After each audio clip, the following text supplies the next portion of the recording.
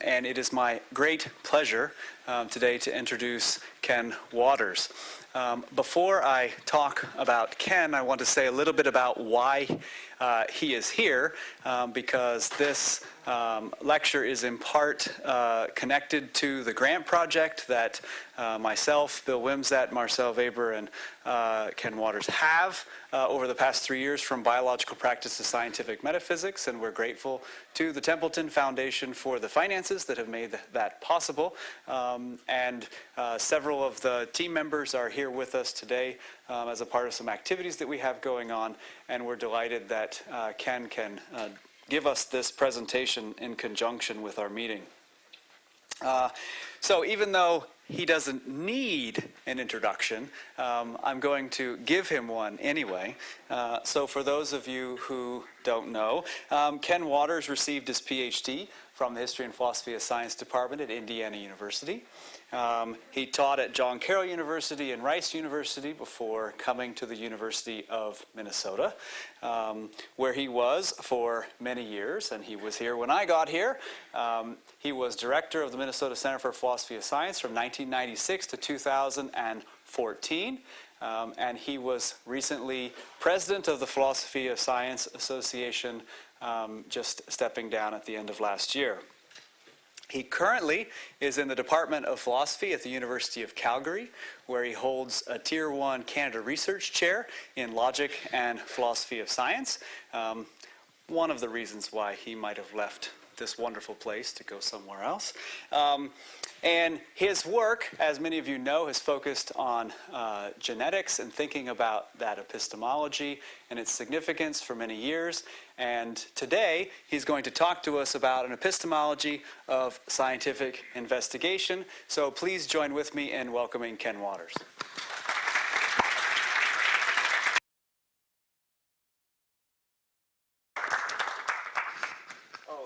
Oh, you already have one of these. Yeah, I'd like to note that Ken has given away more of these than anyone else in the center.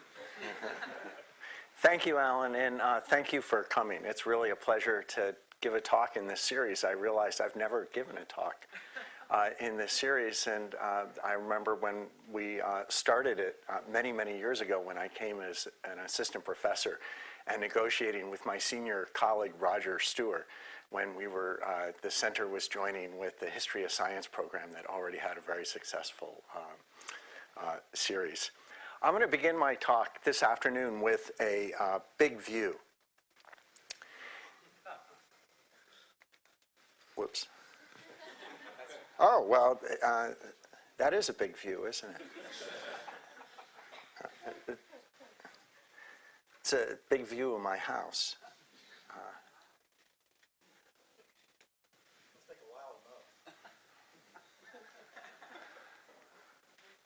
Good.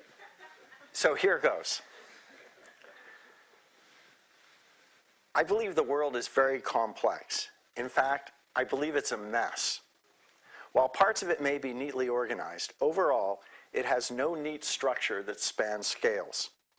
Nevertheless, scientists have learned how to systematically investigate parts of this mess. Their knowledge enables them to influence and control phenomena without having an overall understanding of the domains they are investigating.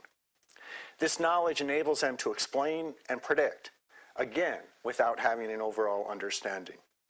Scientific knowledge is partial, it's piecemeal, and it's perspectival. Some philosophers take this to be a pessimistic view, but I believe it is optimism.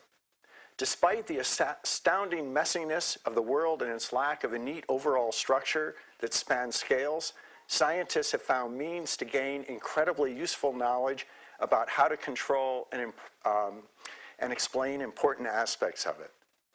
What more could we ask for? Well, I suppose some might ask for a different world, a simple world. But I don't.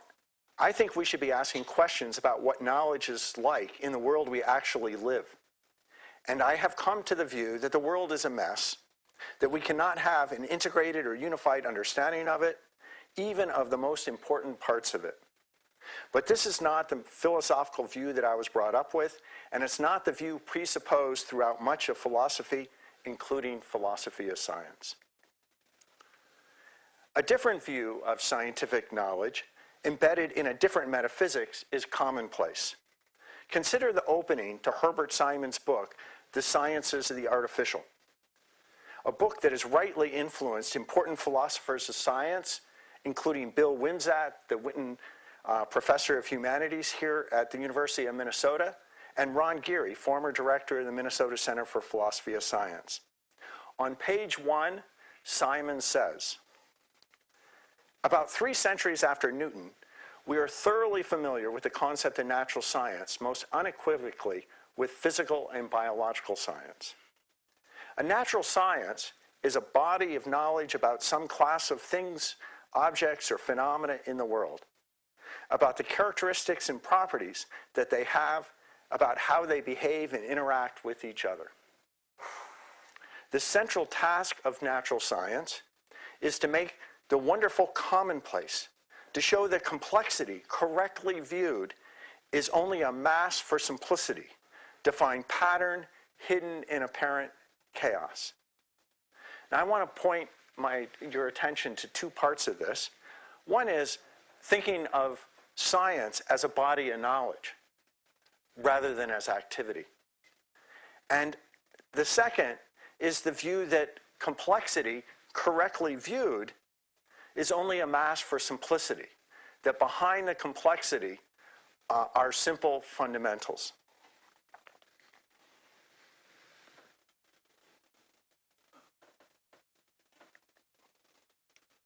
Let me introduce a simple picture of the world and scientific knowledge. This is the picture I grew up with, and it backgrounds much current work in philosophy of science. We begin with the world, and science, any particular science, is about a domain in the world. And the knowledge of the domain is structured by a core theory. And the core theory offers explanations of parts of the domain. Now, the core theory has a potential explanatory range that goes across the entire domain. That is, this core theory is held in principle. It could explain everything in the domain. So think of classical physics back in the day. The idea was if the classical theory, the 3 laws of motion and the universal law of gravitation, could potentially explain all motion. And the research program involves filling that out.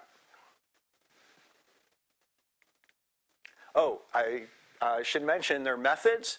I think in the conventional view, methods are viewed as an aside, something that are used to confirm the explanations offered by the core theory.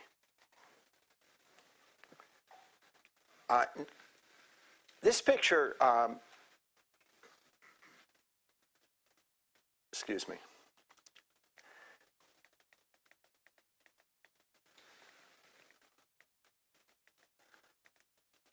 Apparently I'm missing a slide. I'm going to now turn to the science that I've worked on as a case study for many years, genetics and allied sciences.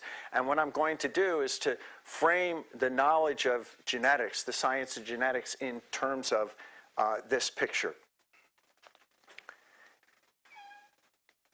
And so in genetics, it isn't the entire world, but organisms. And the domain that people might hold to be relevant is everything that happens within the organism. And the core theory is the theory of molecular genetics. And the idea is that this theory can potentially explain everything that happens within organisms. So if you know about every gene and what every gene does, then you could explain everything that goes on in the organism. And the idea is potentially it could explain the entire domain. Not that it has already, but that it could at least in principle. And this picture of genetics that I've just put up here can be challenged in at least two ways. One might challenge genetics by arguing that the theory of contemporary genetics, that core theory, is either conceptually muddled or completely lacks explanatory power. One might think, and many philosophers of biology do, that the problem is with the theory of molecular genetics, and the task for philosophers is to replace this theory with a radically different one that explains, that has explanatory power, that extends across this entire domain. But I think the problem goes deeper. The second way to challenge this picture, the way I'll advance today, is to argue that the problem isn't with the theory of genetics, but rather with our philosophical assumptions about what roles theory should play in mature science. To make my argument, I first need to show the central theory of contemporary genetics is indeed coherent, and that it can indeed explain some things. My analysis will show that the explanatory range of this theory is very limited. Now, I didn't say, but my analysis will show, because on my view of science, scientific theories are always partial and piecemeal. And so this isn't a criticism, but it's an important qualifier.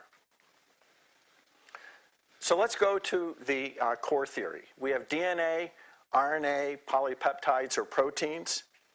And the relation DNA goes to RNA, RNA goes to polypeptides, and DNA goes to itself. Sometimes these are called things like replication, transcription, and translation. I won't use those terms because the biochemists explain these as chemical processes, as syntheses, and they are understood that way.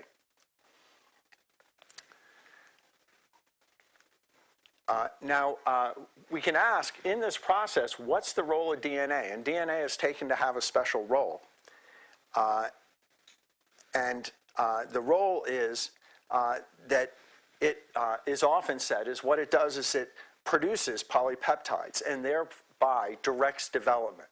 So the idea is these polypeptides play important roles in directing development in organisms, and what genes do, or DNA does, in effect, is it produces the polypeptides, and by producing the polypeptides directs everything that goes on in the cell. This view, which I've just expressed, has been severely criticized in the philosophical literature. And what I want to do now, though, is to carefully examine how we can understand this view to show that indeed DNA, gene-based explanations, can explain something, and also then to argue that it doesn't explain much. So let's go to what some would call the fundamentals. I cannot help but point out how natural it is for philosophers to use the term fundamental at this point in a talk. Such language might be dismissed as elevator talk, as a way of saying, hey, I'm doing important work. What I am discussing is so important and so deep, it is truly philosophical.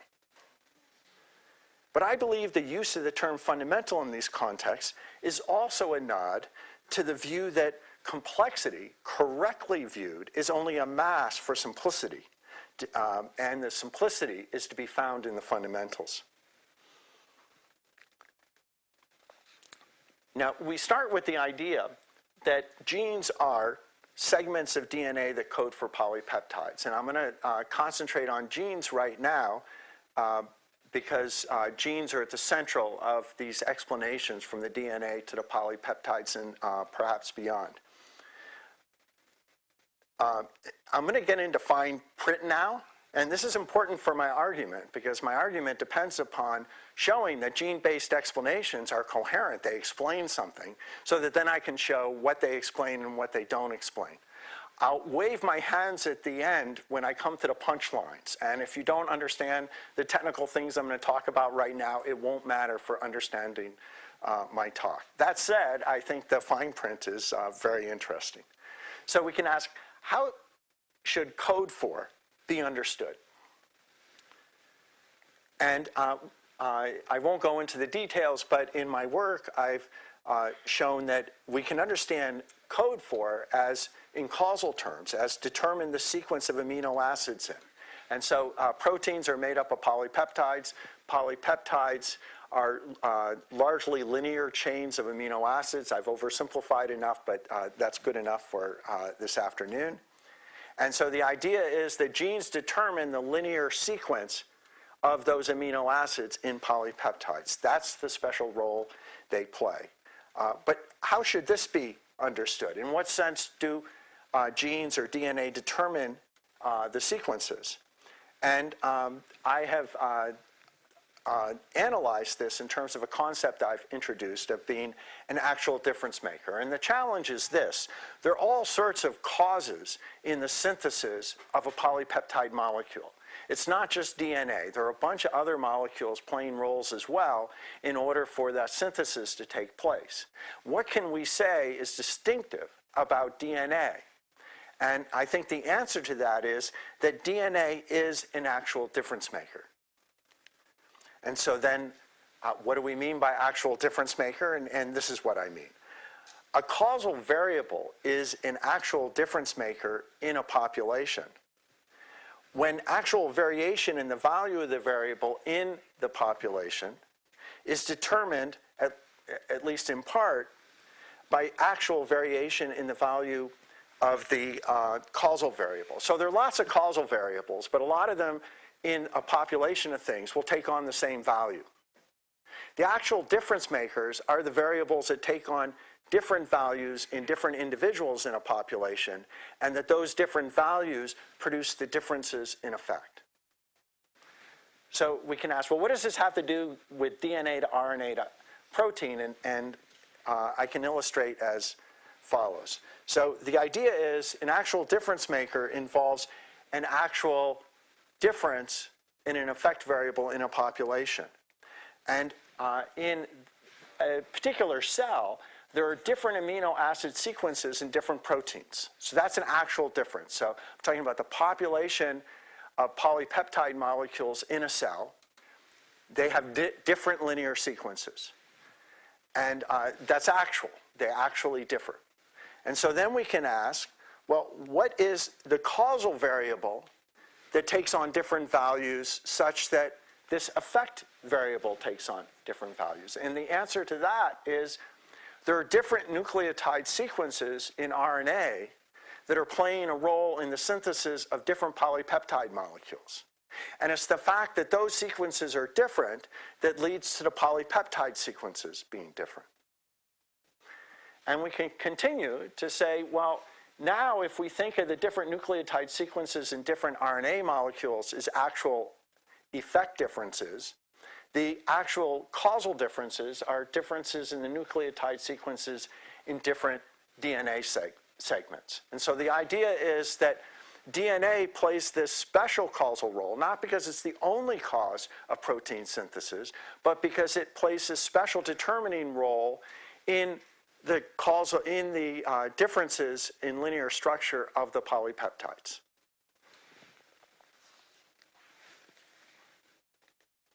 So now we get to the fun. Don't worry, I'll wave my hand when I get to the punchlines. I'm not there yet. And I want to go into some of the biological details about the complexity here. Now, we'll start with a DNA molecule. And so this is a linear sequence of nucleotides. And these are different segments of linear sequences, the different colored segments. And they're given names like promoter, and we'll get into some more names. And then there's RNA synthesis, and we have a primary RNA transcript. So again, this is a sequence of nucleotides. And then a process in eukaryotes called RNA splicing, where another RNA molecule will be produced from this, that these regions will be spliced in the nucleus. They'll be spliced out, and then these outer regions are spliced together and end up in the mature RNA. And then this is what plays the role in polypeptide synthesis, and we get a polypeptide. Now, the reason I went into this detail is we can ask, well, what is the determining structure in the DNA? What's the gene?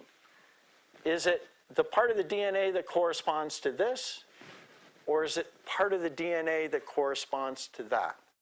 There's a big literature out there, especially a big philosophical literature, about whether the gene includes these things called introns, or whether it doesn't, and whether the genes are split. And many philosophers have taken this to be a deep problem for genetics and a reason to think there are no such things as genes.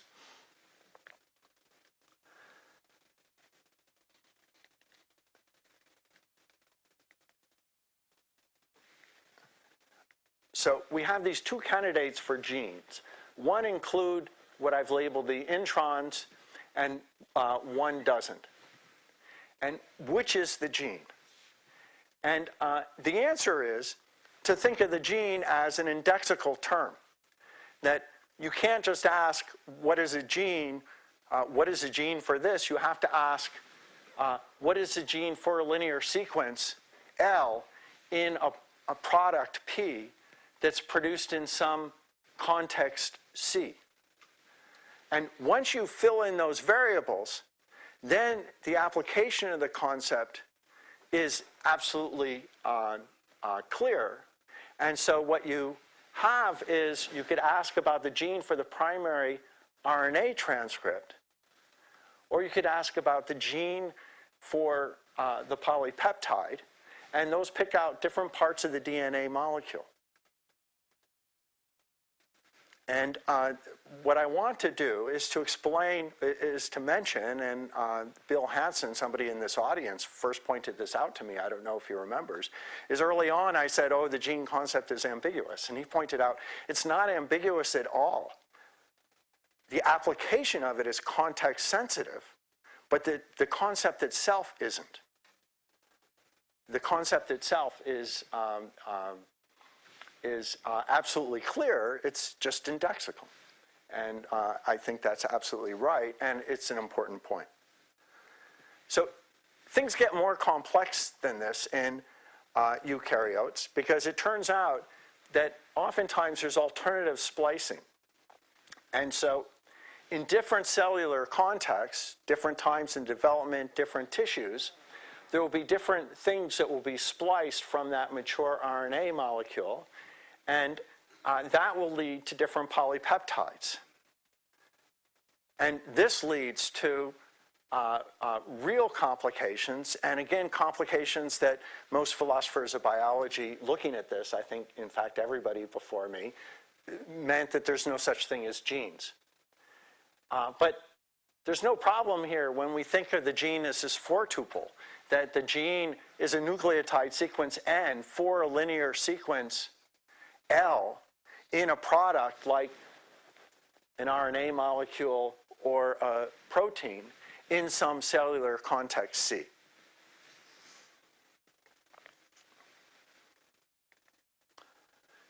So what I want to do, what I've done so far is say, look, this is perfectly coherent. We can have gene-based explanations. We can understand that genes are playing a distinctive and special role in determining the linear sequences in molecules. Now I want to add that there's a very narrow scope of these gene-based explanations. And some of the narrowness has to do with the output. So we can give a gene-based explanation of a linear sequence in a polypeptide molecule. But polypeptide molecules are functional not according to just their linear sequence, but their three-dimensional structure. And it turns out that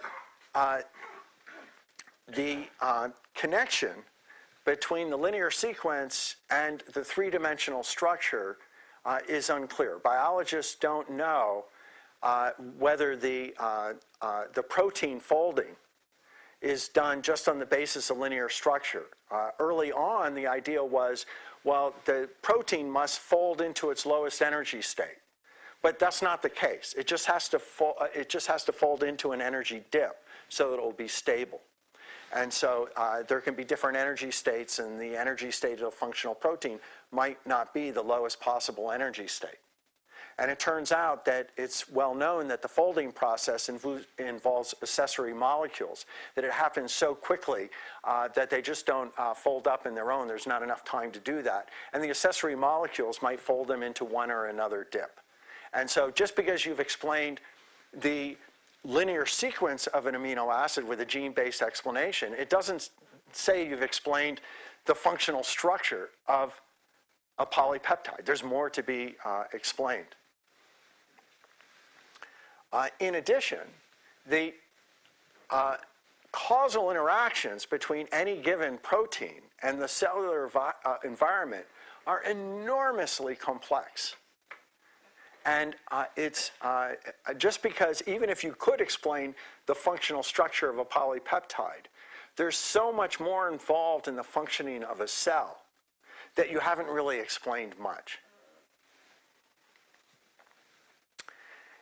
And then finally, I want to mention, those are on the output side. On the input side, most genes are not active. In a cell, very few genes are playing the role in protein synthesis at any given time. And there's very careful control of the genes, which are turned on when they're turned on, how strongly they're turned on, and so on. And that's an incredibly complex process. And in a gene-based explanation, you're just assuming the gene is turned on at a particular time. You're not explaining why it's turned on at that time. And that involves a lot of complexity as well. And so gene-based explanations are coherent, but they don't explain very much. And they're very partial because of all this input stuff that is incredibly complex. In addition, I've talked about this concept of actual difference maker, but I've cleverly indexed it to a particular time. So we could look at what is the actual difference maker. We have this process of that ends up with the synthesis of a polypeptide. And we can say at this stage, what's the actual difference maker? But we could have gone back at an earlier stage where it would have involved control elements and asked where are the actual difference makers there. So even picking out actual difference makers involves an indexing. So, okay, to the punchlines now. If you've zoned out for a few minutes, come on back. It's going to be a little friendlier. The first punchline is that gene-based explanations are coherent, and the basic theory of molecular genetics is indeed sound. It's not some incoherent or mistaken theory. Secondly, gene-based explanations are partial, and I'll say in Hempel's sense for the philosophy of science audience here. And the explanatory power of the basic theory is very limited with respect to the phenomena it explains. Third, gene-based explanations are perspectival, and this, again, for the philosophers of science in the audience, in a sense related to Lewis's criticism of the DN model. And the explanatory power of the basic theory is very limited with respect to what aspects of the phenomena it can explain. So it's limited with the range, and then it's limited with respect to what aspects within the range it can explain. What can we say about the overall situation? Sometimes it's easier to express things in visual images. We had the image where I analyzed this carefully. This is what the basic theory is about. But what I've suggested is when we stand back a little bit, what we see is there's a mess that's going in there for the control, and there's a mess going out into the cell.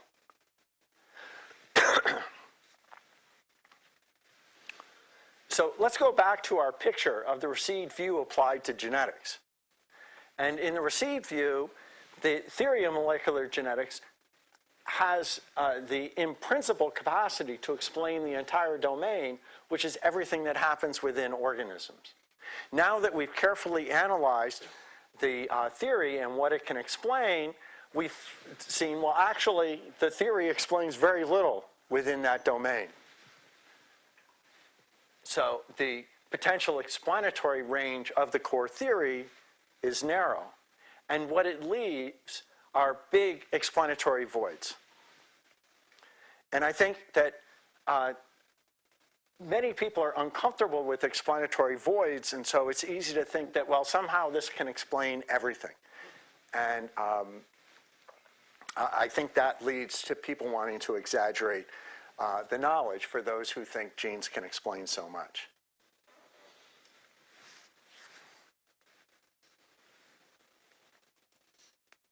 Now, what I'd like to do is shift our attention from theory and explanation, from the idea that scientific knowledge is contained within the representations that scientists produce, to the idea that scientific knowledge is in the activities of the science, and in particular, in the investigative activities of the science. And so I'm going to describe an example of research, and I'm going to start with the investigators. This research was carried out at the University of Utah in the Jurgensen laboratory, and they were working on nematodes, C. elegans. And they were interested, as many geneticists are who work on C. elegans, in processes of development. And oftentimes in the research, it starts with a research question, and research questions often they're very specific, like what is the function of a particular molecule in a cellular process? And so the Jurgensen lab, one of their questions was, what is the function of beta-spectrin molecules in the development of the neurological system of C. elegans? And so beta-spectrin is just a molecule, and their research question is, what role does it play in development? And so the prior stated knowledge about beta-spectrin was that beta-spectrin is a part of this skeleton structure that exists in most cells. Prior experiments revealed that organisms lacking beta-spectrin exhibit neuronal effects. So that's interesting, because although beta-spectrin exists in lots of cells, this lab was particularly interested in the development of the neurological apparatus of the nematodes, and the fact that defects in this molecule cause defects in the neural cells suggested, well, they might learn something really interesting here. Beta-spectrin, they already knew, was contained in the growth cones of neurons. And so here we have, in a C. elegans, neurons, dorsal and ventral, and this is over time. And so this outgrowth of the neuron is going from the dorsal this way. This is the growth cone. It attaches, it expands this way, and then there's a strong connection there. Beta-spectrin was found here. And so because it was found there, that gives the clue that its function is to participate in the outgrowth of the cells. So here's the first stage of their experimentation. Their aim: determine how beta-spectrin functions in axon outgrowth. Their strategy was to prevent the synthesis of beta-spectrin protein and observe what goes wrong in the development of neurons. This is just a strategy for learning how things work. If you want to know what a part does, remove it and see what happens. Okay. How do you prevent beta-spectrin from being synthesized? Well, you use a genetic approach. You use genes, manipulation of genes, to manipulate the proteins. And so what they did is they manipulated two genes. One was a gene for green fluorescent protein, and that was to light up these structures so that they could visualize them with microscopes. The other was a gene for beta-spectrin. They used a mutation in that gene so that beta-spectrin was no longer being synthesized. This is what they learned. So these are images of the worms curled up. The green is from the fluorescent dye. And what we see in A and B are the A is a wild type, so there's no interference with the gene for beta spectrin, and C as well. A is at an earlier time. You can see the growth cone in the solid arrow, and in the open arrow you see that the growth cone has already reached the nerve cord and it's spreading out. And C is a little later, and you can see that it's perfectly in tune. Now compare that to when in the worms that don't have beta spectrin. That would be B and D at corresponding times. Now you might be having a hard time seeing the difference. And one of the things I learned as a philosopher going into science labs is they can see things in these visual images that it takes a trained eye for. It turns out, however, in this case, they're the same. And removing beta spectrin did not interfere with this process. That is, the mutated worms developed in apparently the same way as the worms that didn't have the mutation, or the worms without beta spectrin developed in the same way as the worms with beta spectrin. It's a surprising result. Okay, so what they learned was it appears that beta spectrin does not play a role in functional outgrowth. What does it do?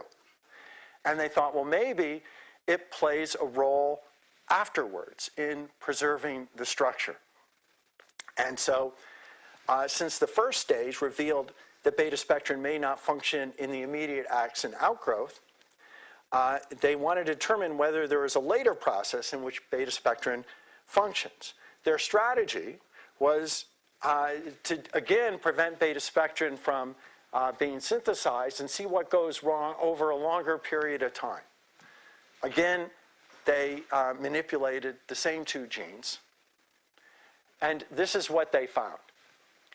And so in A along the top, A is on the left is when it hatched, and you can see that the developmental process worked fine. Everything is good, but then 24 hours, it broke apart, that axon connection, and there's a new growth cone. And then B is another one that doesn't have beta spectrin.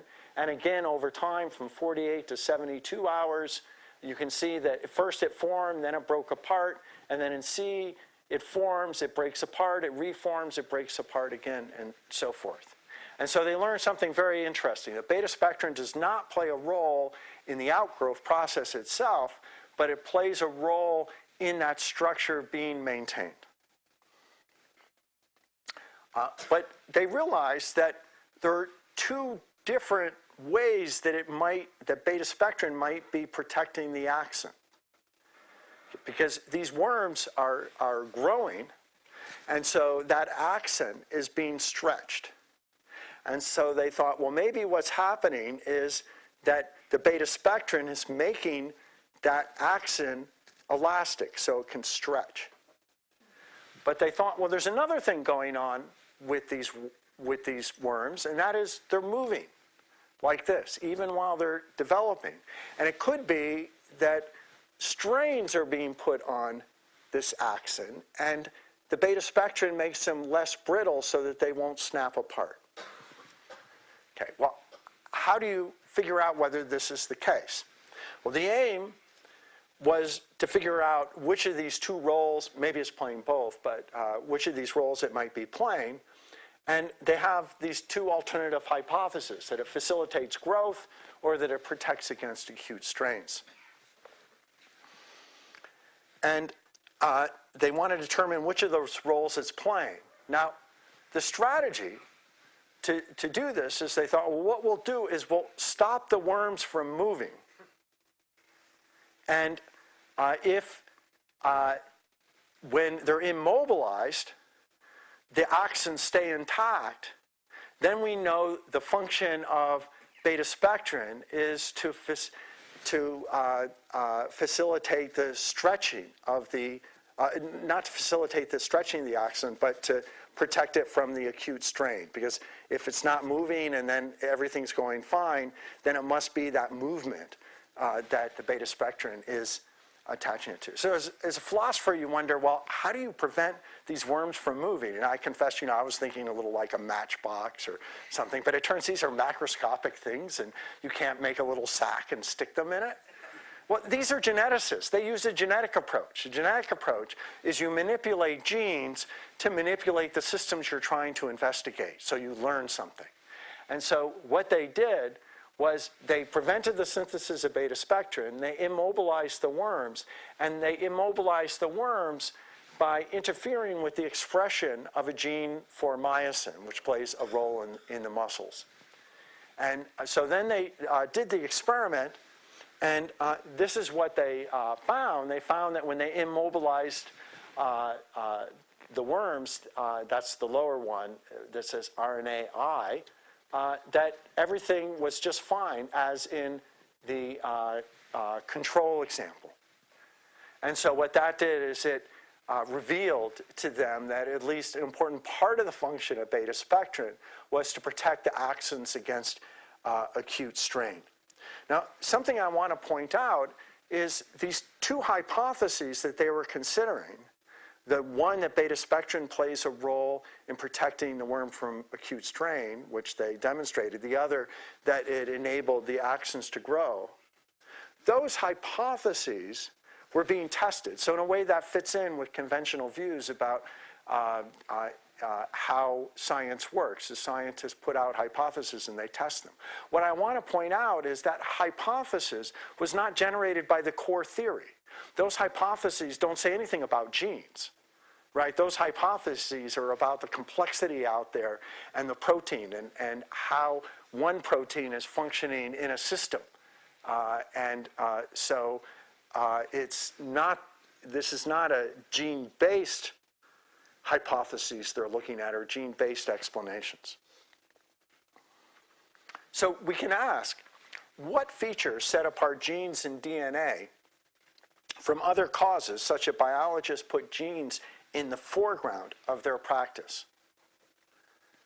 It's not that DNA is the fundamental causal entity in the overall system. Right, it's just not playing any role in this experimentation I talked about. The genes were being used to manipulate stuff. They weren't being used to explain the results they came up with in the end about the function of beta spectrin. It's not the DNA that has a function cited in the eventual explanation, right? The eventual explanation has to do with the role of beta spectrin in protecting the axons. And what the genes were important for, why they were at the center of this research, is they could be used to manipulate RNA molecules and polypeptides. It was their utility for investigation, and in particular, the utility for manipulating things that could lead to new knowledge. Okay, so scientific knowledge, not as a system of representation in the world, but scientific knowledge as a way of manipulating the world and learning about the world. So let's go back to where we were in our picture of the science. And we're still with an explanation-focused view. And remember, this was pretty discouraging because we had the core theory and it didn't explain much. And even in principle, its explanatory domain was very narrow compared to the interest of the biologist, which is sort of everything going on in the organism. And we had these two explanatory voids. But now, if we shift our attention to from focusing just on explanation to looking at the practice much more broadly, this is what we'll see. We realize, well, the knowledge contains more than this core theory of molecular genetics. It contains investigative strategies like the genetic approach. Manipulate genes to manipulate the processes you want to learn about. It included a lot of procedural knowledge about how to do the experiments, and it included concrete descriptive knowledge about genes like myosin and all kinds of things. And what they're able to do is putting that together in an investigative matrix. They were able to use this combination of knowledge in order to manipulate processes. And they were manipulating processes that fall outside this narrow domain. And in manipulating the processes, they were able to come up with a piecemeal explanation. It might be partial, maybe it didn't explain a lot, but they have an idea of what the function of beta-spectrin is in some cells, at least, and that is explanatory. And this is how genetics and sciences using genetics work, is they use this knowledge to manipulate things, and then they learn, and when it works out, they get partial piecemeal explanations. And these explanations are not coming from the theory of molecular genetics. They're just mechanistic explanations when it works. And this is done over and over again in labs throughout the world that are using genetics. They're coming up, they're using genes. Genes are at the center of their work, but not because genes explain so much, but because genes can be used to manipulate and learn. And so these things that look like explanatory voids, they're really not quite explanatory voids, because scientists do explain things within those voids. They're outside the potential explanatory range of the core theory, but the scientists do end up explaining things. And so what we should do is to think of them as sort of the potential investigative reach of this investigative practice. That the scientists are very ambitious, and geneticists are indeed very ambitious. They're ambitious in what they're trying to learn. And it's a mistake to think that they have a core theory that potentially explains everything, but they do have a methodology that's really good for learning about stuff.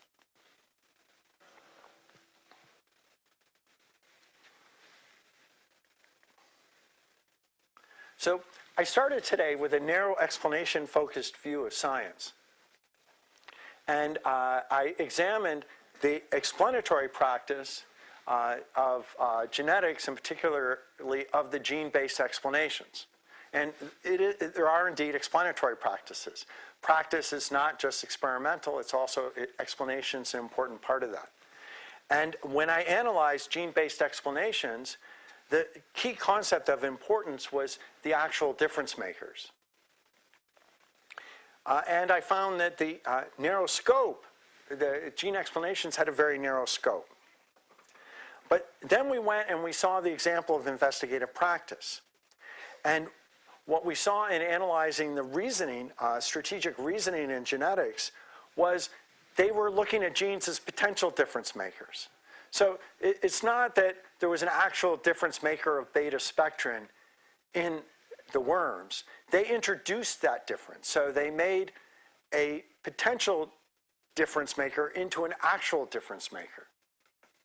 And so in the selection of these causes of genes, a lot of it doesn't have to do with whether they're an actual difference maker or not in nature. It has to do whether one could turn them into an actual difference maker in the laboratory in order to control and manipulate things in order to learn stuff. And I said there's a very broad reach to this investigative strategy. And so when we shift from just looking narrowly at the science in terms of its core theory and explanations from that core theory, science looks very limited. We really see the power of the science when we look at it from a more broadly practiced perspective. Now, I want to end by talking about the relevance of of this view I am proposing, and I'm going to do it in two cases. One, for philosophy of science generally, and then secondly, for the public understanding of science. And so although I've motivated this broadly practice-centered view with biological science, I believe it applies quite generally to physical sciences and social sciences as well. And this view, if truly embraced, has important implications for how to do philosophy of science, and I think also actually how to do philosophy quite generally. But I'll leave the latter point aside for today. Now, generally it's important because for philosophy of science, the idea is we should analyze scientific reasoning with respect to local goals, including goals to manipulate, investigate, as well as to explain, to predict. An example, I want to take a different example. I'm going to take it from biology because I know the biological science is best. But one of the hot topics in philosophy of science today is, what is a biological individual? What is an organism? What is a biological individual, an evolutionary individual, a Darwinian individual? And the literature goes as follows. It's dominated by discussions of individuality in the context of evolutionary theory, and it's very abstract.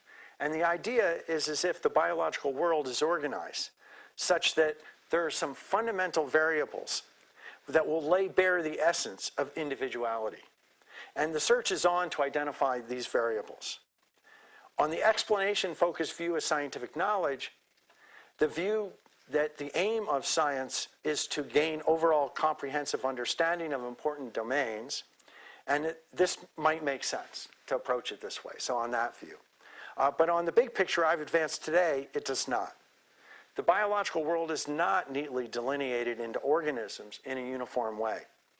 It's way more complicated than this. The world is sometimes described as if it's neatly delineated, but these descriptions are illusory. In reality, it's a mess out there. The broadly practice-centered view leads us to expect that scientists, including evolutionary biologists, ecologists, biomedical scientists, and health field scientists, have a multiplicity of purposes and practices for individuating. Philosophers should analyze these different practices with respect to their different purposes. Scientific concepts should be viewed as tools for navigating within the mess, not as elements of some fundamental and comprehensive system of understanding. We should shift our philosophical questions. So, for instance, instead of asking, what is an individual, we should ask, how do different biologists individuate? For what purposes? For any given purpose, could there be better ways to individuate? Could some ways of individuating serve a multiplicity of purposes? And I suggest that this pragmatic approach in philosophy of science will lead to a deeper and more useful understanding of science.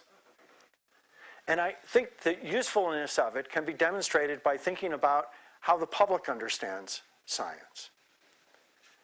And my claim is the public would be better informed if they understood scientific knowledge to be partial and piecemeal, if they thought of science as a powerful system for investigating, rather than as an all-knowing enterprise that lays bare the essentials of complex phenomena. And I'll illustrate this with an example. It's from Toronto's national newspaper called the Globe and Mail. And there was an article in the Globe and Mail about measures of inflation. And it was actually an article that was 2 full pages of the center of the first section of the newspaper. And it turns out, for those of us who haven't followed economics, there are a number of different ways to measure inflation. And this article had these different ways, and then, well, this way is good for that, but it's not good for this, so they don't use this. And it went through all these 6 ways, and it turned out that there was no way to measure inflation that served all these purposes. When one read the article, it appeared as if the economists didn't know how to measure inflation and that they don't know what they're doing. And in fact, this isn't just my interpretation of the article. That headline read as follows: the logic and lunacy of calculating the inflation rate. Now, in this context, I mean, are we to trust economists to tell us about anything?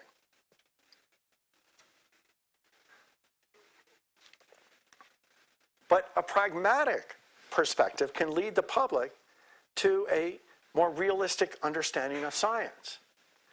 If instead of asking the question, what is inflation, the writer had asked, how do different economists, social workers, financial advisors measure inflation? For what purposes? For any given purpose, could there be more meaningful measurements? That might be a question a philosopher should ask. Could some ways of measuring inflation serve a multiplicity of purposes? And so my suggestion is that if we admit that it's a mess out there and take a pragmatic perspective in understanding science, it will lead us to a much better and informed perspective in order to do our work in philosophy of science. And if the public were to have this perspective, it would, I believe, lead to a more realistic understanding of what we should believe from science and what we need not believe. So as Peirce said, science and philosophy, the love of wisdom, seem to have changed their cradles. For it is not knowing, but the love of learning that characterizes the scientific man, while the philosopher is a man with a system which he thinks embodies all that is best worth knowing. So thank you very much. I want to acknowledge support from the University of Calgary, the Templeton Foundation, and my new friends at the University of Calgary, as well as friends from my past at the University of Minnesota. Thank you.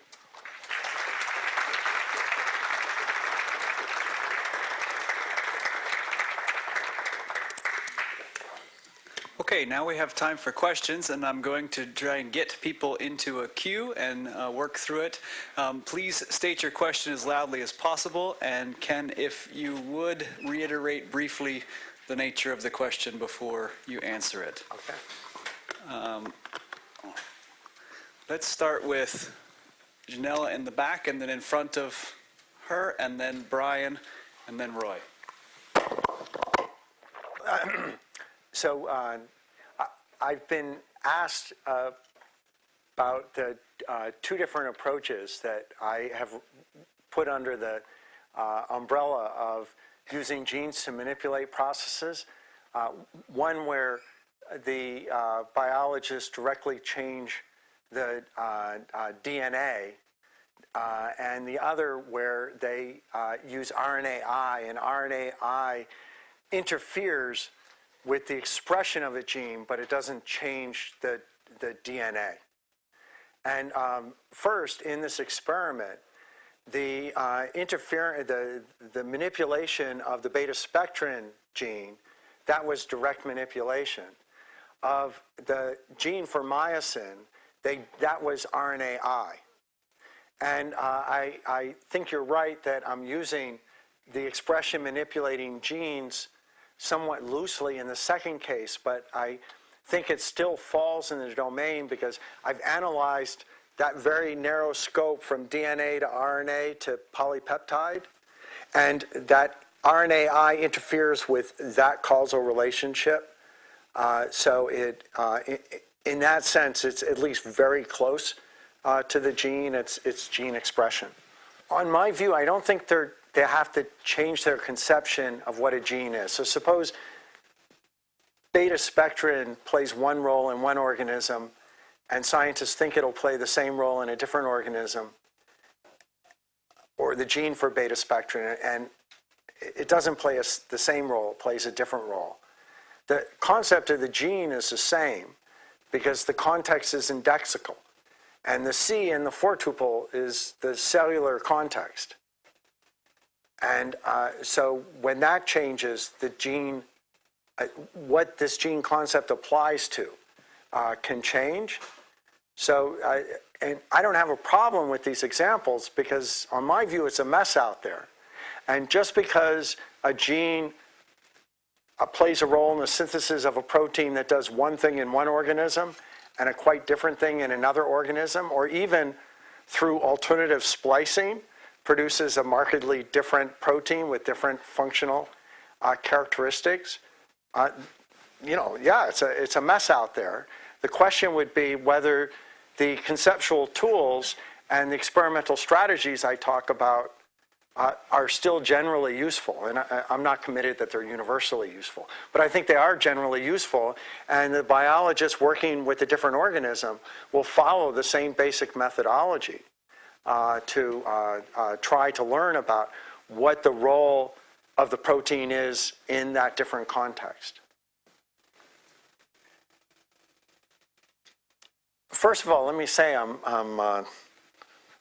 what happened to the center? Reading this stuff on fundamentalism, I'm quite surprised.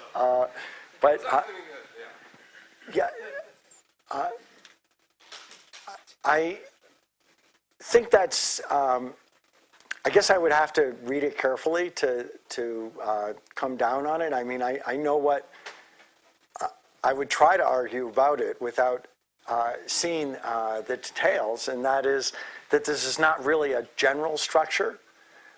It may be one that spans scales, but it's not general, and then there are ones that seem to be general at a particular scale, but then they don't. It's the combination, I think, that hasn't been found, and that indeed is my metaphysical claim. And let me point out that I grant that in almost all philosophy, the opposite is assumed, that there is some general structure out there that in an important sense spans scales. And, but I use the word assume, and I haven't really seen an argument for it. And I've seen a lot of excuses where it doesn't exist. Well, when scientists learn more, they'll figure out what that structure is. I think I have at least a bit of an argument informed by science that there isn't such a structure. And one could argue, well, we should just be neutral about this, agnostic. And so Matthew Slater has argued that I should be agnostic about this. And what I want to know is, well, why do I have to be agnostic about it, but everybody else gets to assume that in principle there must be a structure, and when science eventually matures, it will be onto that structure. So Roy's asked me about the metaphysical claim I've made. Where's the argument? And fair enough, I didn't present the argument in this presentation. It's provided as background. But let me sketch very quickly, and probably from your perspective not adequately, the argument. And the argument goes like this, that the methodology of science has developed over a long period of time. It just didn't start from an armchair. And the methodology of genetics that I described, that was really hard to develop.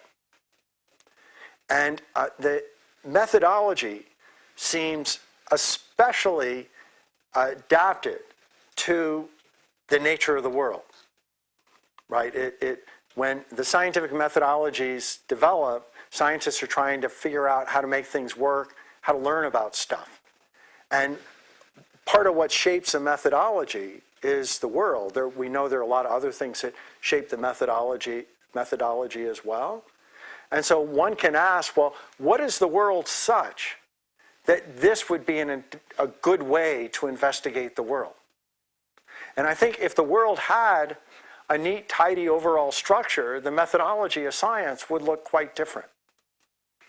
And so my argument, my basic argument for the claim, the basic argument I didn't present today, for the claim that it's a mess out there, is if we look at the methodology of science, how science can work, and we ask ourselves, well, what would be the nature of the world? What could we say most generally about the world such that we could see, oh, well, that's why they do it that way. And my claim is what we can say most generally about the world to explain why science takes this weird form it takes, without that core theory explaining much, is it's a mess out there. So that's my argument. But you're quite right. I didn't present it to today. It was sort of background perspective. Yes, because it works. they're able to manipulate things, they're able to control things, they're able to learn things in ways that last over time, knowledge that can be transferred, data that can be transferred from one lab to another. I think it's primarily that. So that would relate to famous arguments that a philosopher, Ian Hacking, have given, that if you use electrons, they must exist. And I think it's the utility of the knowledge that leads people to agree. Yes. So I think that scientists have many purposes. And in the end, when I talked about economics and the measuring of inflation, right, there are different purposes, and some of those could be seen as constructive. And so I think a fuller talk would include those other elements as well. And in fact, scientists in genetics and the allied sciences, a lot of them are constructing things. Janella Baxter, who asked a question earlier, is examining those things philosophically. So I guess I grant the question and encourage philosophers to go for it. And I suppose philosophy might be partial and piecemeal as well. Okay. For those who couldn't hear Jos, his question had the form of this is going to be a devastating question, but you start with a compliment, very nice talk. Then he went on about, this was good, and you're just waiting for the but, so my heart is pounding. And then he says, well, it seems like you have two basic theses, and that they're independent from one another. And that there might be domains and areas of science about domains where the metaphysical thesis, the world is a mess, doesn't apply, but the other thesis, to look at the practice in terms of purposes, would still be a good way to analyze them. Is that right? Yeah. And I agree.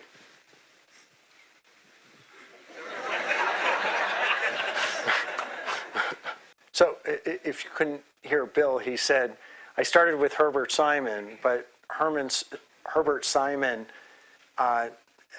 work included at least two different kinds of facets, and I talked about one and not the other. And the other is much, Bill said, it is very compatible, complementary of my view, and I entirely agree again. I guess I've been in Canada too long. Yes, I agree. Yes, I agree. But let me mention that this other end is still there, the one I'm talking about. And so he has this idea that you can have, you can distinguish between inner and exterior, interior and external. So you can imagine Ottomans and other entities going around. And it could be that it's the external, the environment, that is very, very complicated. But the process of the agent is very, very simple, that there are just these simple rules, but that the behavior appears complex because when you use this simple rule in different instances in the environment, it leads to different behavior. And I think of that as fitting the quotation I said, the complexity, if correctly viewed, is masking something that's simple. And I think this also connects to a satisficing. So if you think about how Ron Geary has used Herbert, and I'm sorry, this is going into history of philosophy of science a bit, how Geary used Simon is Geary challenged all the Bayesians and people like that who had all these complicated equations to explain, and still do, about why scientists should make the decisions they should make. And Geary said, no, it's very simple. They're just satisficing. And the physical theories are very complex, but the decision process about which theories to adopt is very simple, and it's a matter of satisficing. And I think, again, that's suggesting that a process that I think is very complex, that, and it's a complex social process about decisions scientists make, it's viewed as, oh, really, in reality, it's very simple. So I think there are these two faces of Herbert Simon, and I agree, there's a lot. His work is really strong, and we have a lot to gain from reading it carefully. So the suggestion is that maybe it only appears to be a mess out there because of our limitations in understanding, investigation, and so forth, and that really it's neat out there. And yes, that is a logical possibility. Ergo, string theorists continue working. But I think that the best we can do is to try to inform ourselves with science. And my argument that I didn't present today, as Roy pointed out, is that the way science works indicates it is a mess out there. And maybe that's because of our limitations, but we could say that at any time about anything. So that seems entirely defensive from my perspective, but I couldn't deny that followable science might lead us to a wrong conclusion about this. Well, I don't want to deny that there are patches in the world where some core theory can indeed, in principle, and maybe in actuality, explain things within that patch. I don't mean to be arguing against it. And in some sciences, that patch might be quite large related to the domain. There's still the aspects part that might be problematic. But I don't really have a problem with that. But I think that's taken as a central view, and that the ultimate aim of science is to explain everything. And what I'm suggesting is we should shift and think about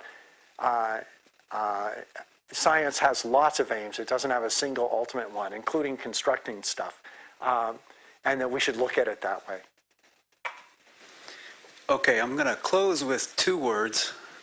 The first is I want to thank again the sponsor of our grant project, the Templeton Foundation, who's made it possible for Ken to be here today and give us this presentation.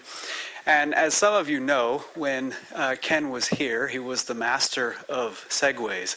And so I thought, well, what better thing to do than to give him the last word on a day like today and say, we can all agree it's a mess out there.